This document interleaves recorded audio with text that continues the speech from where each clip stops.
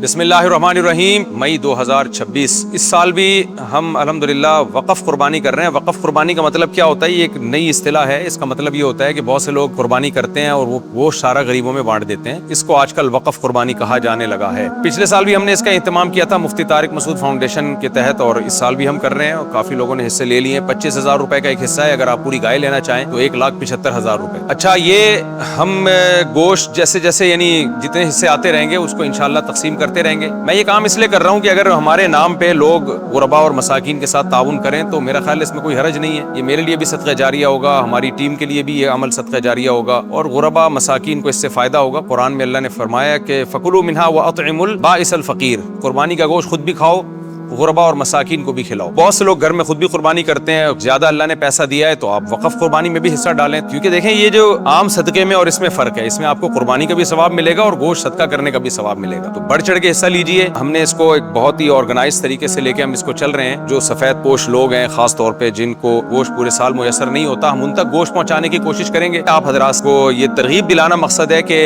हमारे साथ इस वक़फ़ कुर्बानी में बढ़ चढ़ के आप हिस्सा लें। ये चीज हमारे लिए भी सदका जारिया होगी और इंशाअल्लाह आपके लिए भी सदका जारिया होगी। कुर्बानी का भी सवाब मिलेगा और साथ साथ गोश्त सदका करने का भी सवाब मिलेगा। दूसरी बात, जो नंबर यहाँ स्क्रीन पे दिया जा रहा है उस नंबर पे व्हाट्सएप पे राब्ता करके आपने बताना है, ये आपकी जिम्मेदारी होगी कि ये रकम आपने क्यों भेजी है, क्योंकि जनरल डोनेशन भी आ रही होती है। तो ये आपने बताना है कि ये कुर्बानी की रकम है और फिर उसकी आपको रसीद भेज दी जाएगी। जज़ाकुमुल्लाहु ताला असल जज़ा।